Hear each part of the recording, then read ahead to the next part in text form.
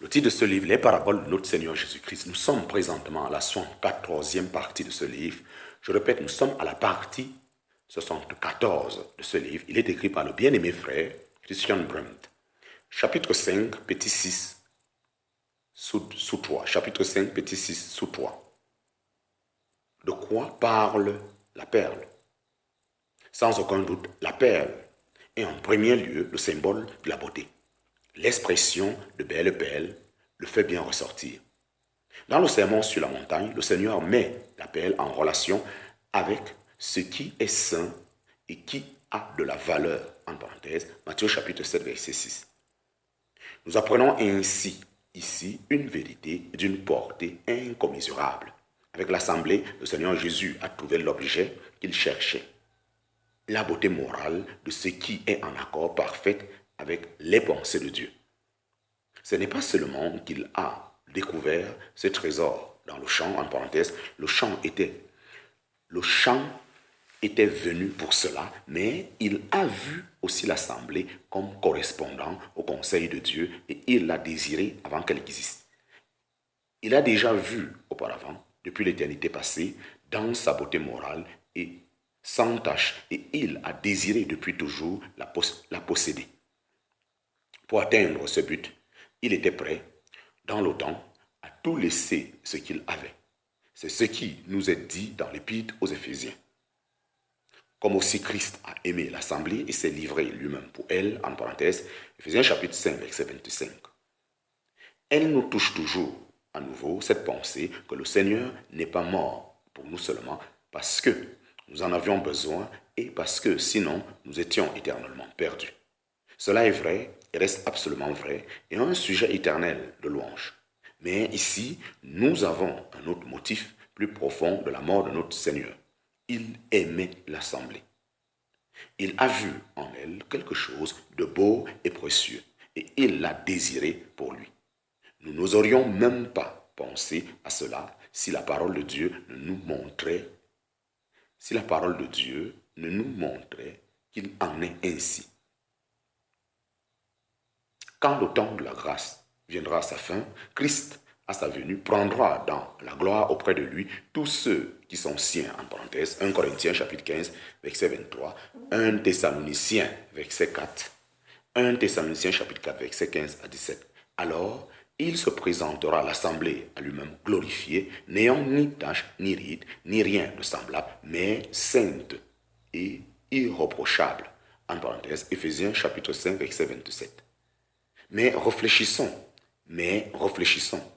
Cette absence de tache, elle la possède en position devant Dieu, déjà maintenant, comme nous l'enseigne un simple coup d'œil sur Éphésiens chapitre 1.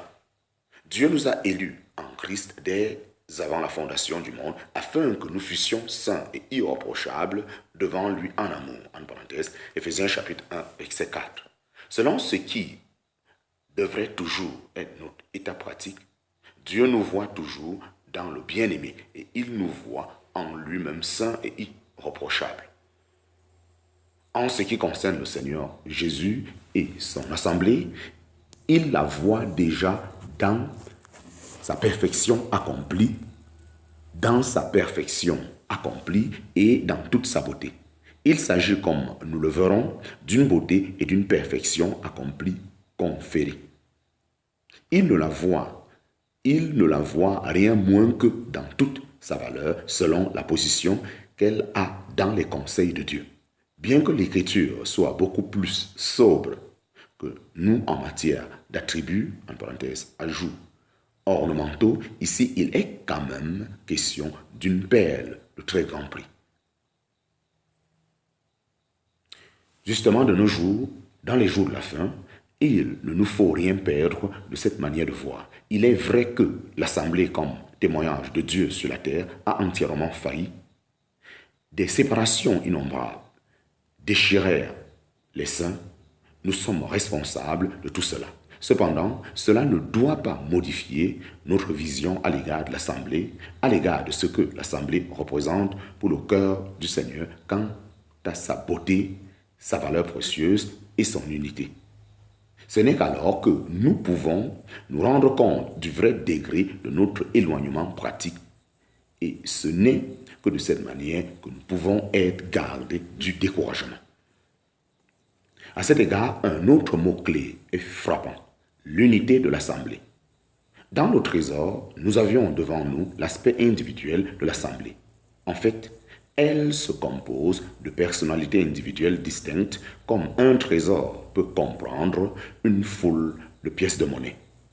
Chaque fils du royaume peut parler personnellement de l'amour de son Seigneur et confesser que il m'a aimé et s'est livré lui-même pour moi. En parenthèse, Galates chapitre 2, verset 20. Chaque croyant individuellement est précieux pour le Seigneur Jésus. Mais dans l'appel, nous avons une image collective, en parenthèse, de groupe.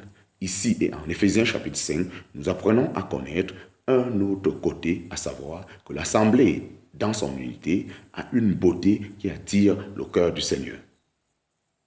Quel bonheur pour nous de savoir qu'il est satisfait de ce fruit particulier du travail de son âme, en parenthèse, Isaïe chapitre 53, verset 11. Cette double manière de considérer un seul et même objet se trouve déjà dans une belle figure de l'amour de Christ pour les siens, celle d'Exode chapitre 21, où le serviteur hébreu dit « J'aime mon maître, ma femme et mes enfants, je ne veux pas sortir libre ». En parenthèse, verset 5 de Exode 21. Dans ma femme, nous avons une figure du côté collectif, dans mes enfants, une figure du côté individuel de l'assemblée. Le serviteur hébreu, aimant aussi son maître, trouve une contrepartie dans Jean chapitre 14. Mais afin que le monde connaisse que j'aime le Père et selon que le Père m'a commandé, ainsi je fais. En parenthèse, Jean chapitre 14, verset 31.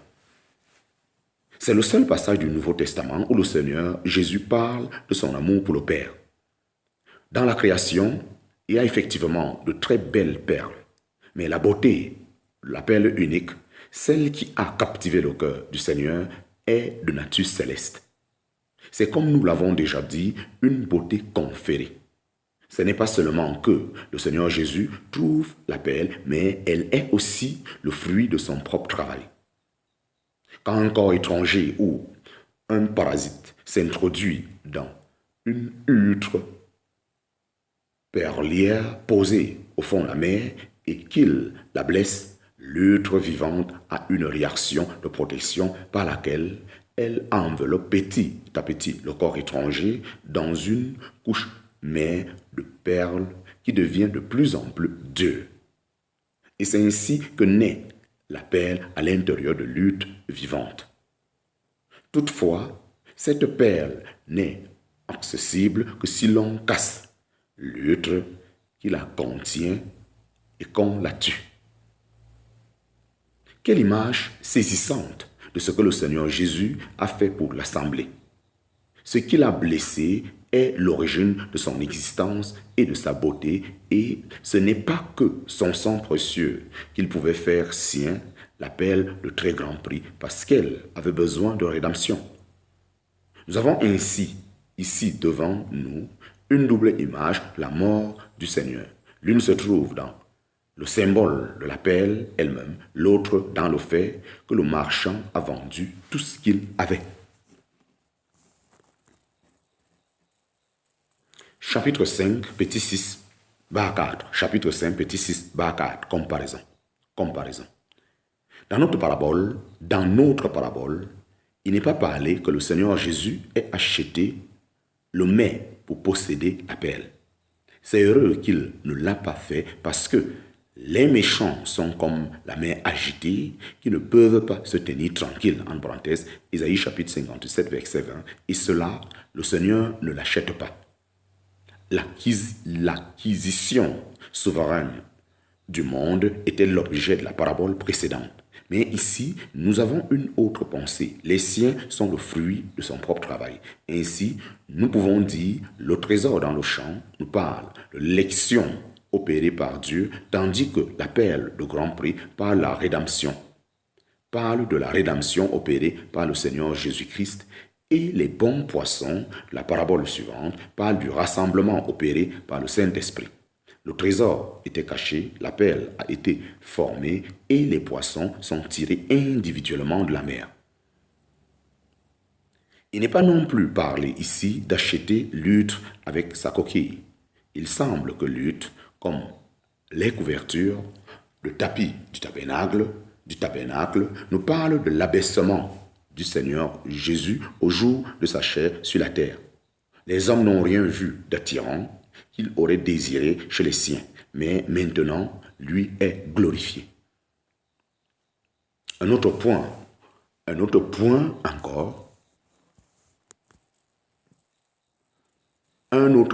encore nous frappe en comparant les deux paraboles. Dans la parabole du trésor dans le champ, le Seigneur parle du présent.